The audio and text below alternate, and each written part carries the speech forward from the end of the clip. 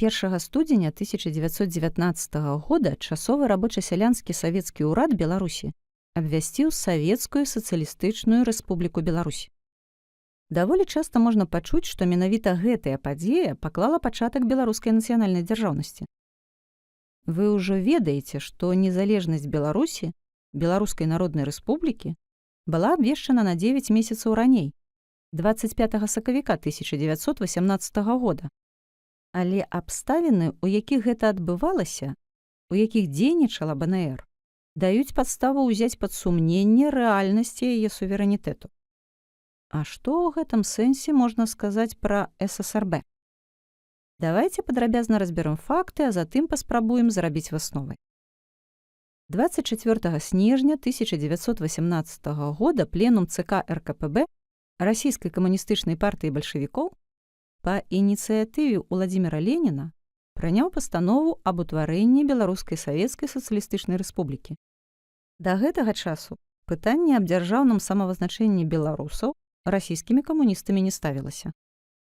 Аблвыкамзах і абласны савет народных камісараў, галоўная ўлада заходняй вобласці, лічылі такую сітуацыю цалкам прымальнай.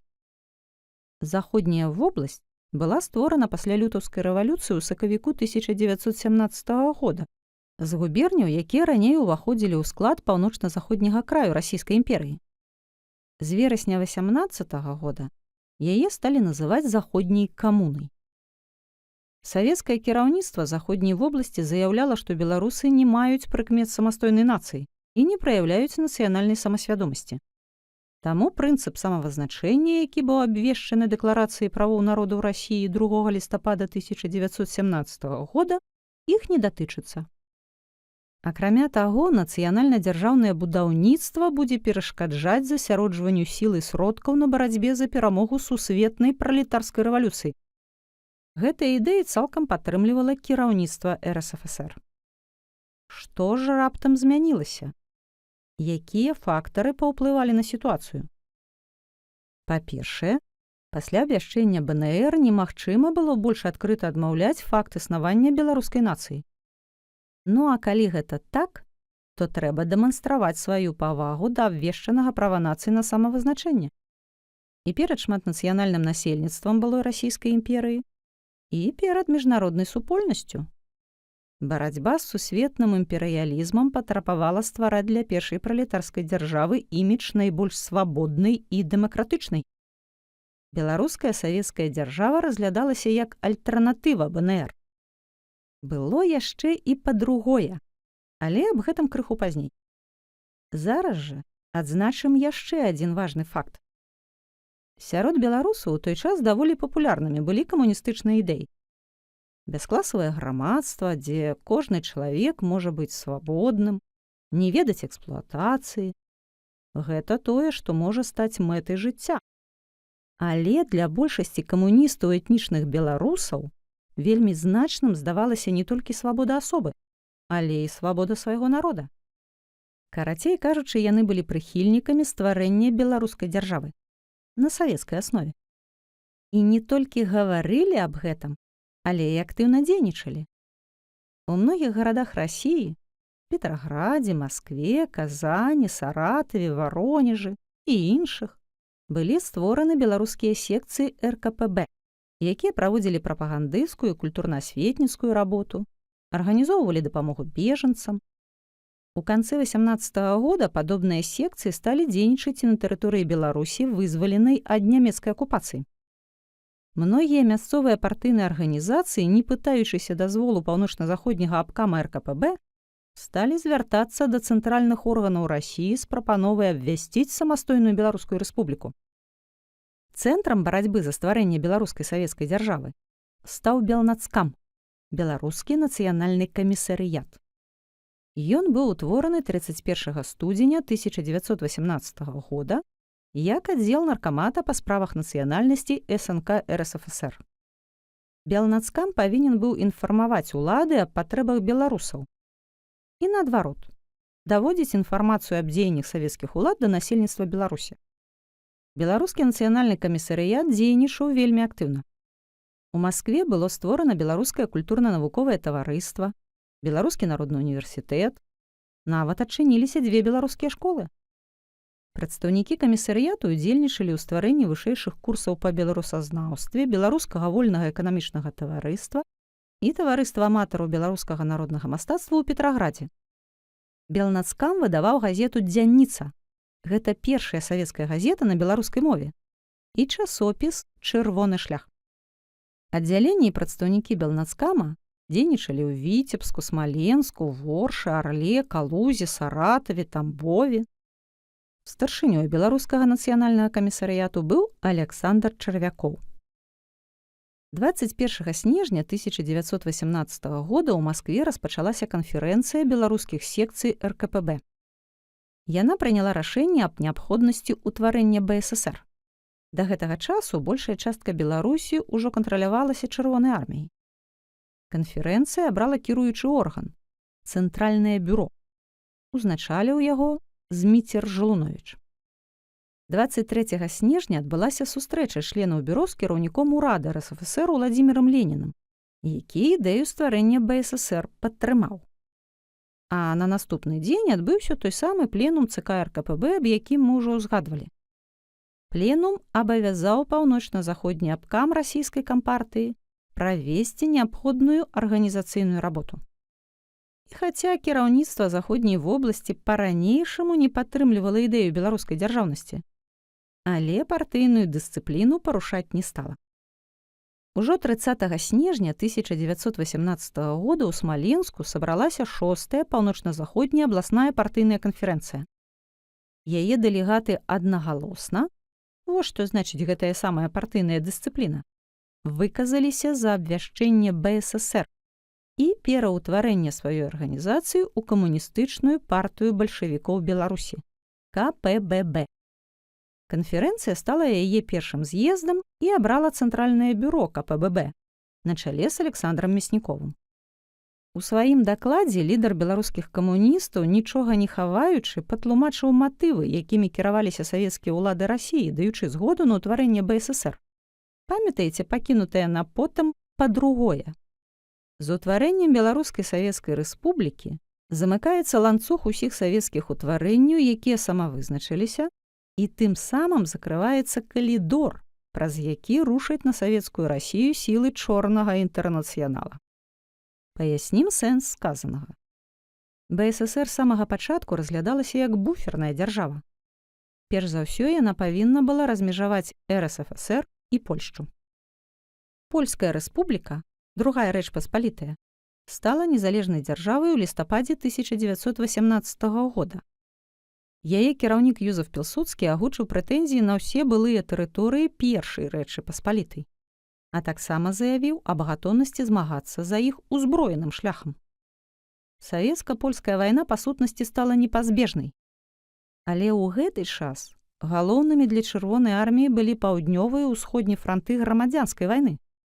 Вы ж памятаеце з курса сусветнай гісторыі аб тым, што далёка не ўсе ў Расіі на ўра прынялі кастрычніцкую рэвалюцыю і савецкую ўладу. Логіка была вельмі простая. Калі вайна з Польшчай павінна пачацца, хай у яе спачатку уступяць іншыя дзяржавы, не савецкая Расія. Але аб савецка-польскай вайне і яе выніках для Беларусі гаворка наперадзе. А зараз вернемся на першы з'езд КПББ. На ім былі вызначаны межы беларускай дзяржавы. Мінская, Магілёўская і Гродзенская губерні поўнасцю, Віцебская губерня без 3 паветаў і значная частка Смаленскай губерні. Тэрыторыі пераважна населеныя беларусамі. 31 снежня быў створаны часовы рабочы сялянскі ўрад. У яго ўвайшлі прадстаўнікі Белнацкама, былога паўночна-заходняга камітэта РКПБ і аблвыкамзаха. Старшынёй урада стаў Зміцер Жылуновіч. Ну а пачатак новага 1919 года стаў днём нараджэння ССРБ. 1 студзеня часовы ўрад апублікаваў маніфест аб яе стварэнні. Гэты дакумент абвяшчаў таксама уладу саветаў, раўнапраўе працоўных усіх нацыянальнасцей, агульнанародную уласнасць на зямлю, лясы, воды, чыгункі, фабрыкі і заводы, банкі. Адмяняліся ўсе распараджэнні акупацыйных уладаў. Беларуская рада была аб'яўлена па-за законам.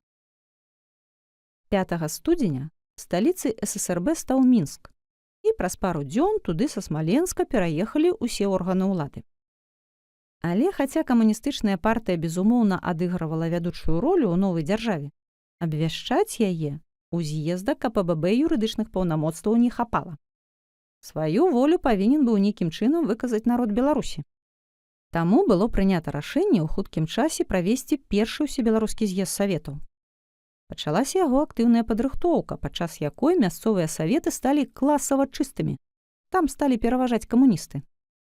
А пакуль ішла перадвыбарная барацьба, адбылася яшчэ адна падзея. Змянілася тэрыторыя зноў створанай рэспублікі. 16 студзеня па рашэнню Цэнтральнага камітэта РКПБ Віцебская, Смаленская і Магілёўская губерні адышлі ў склад Расіі.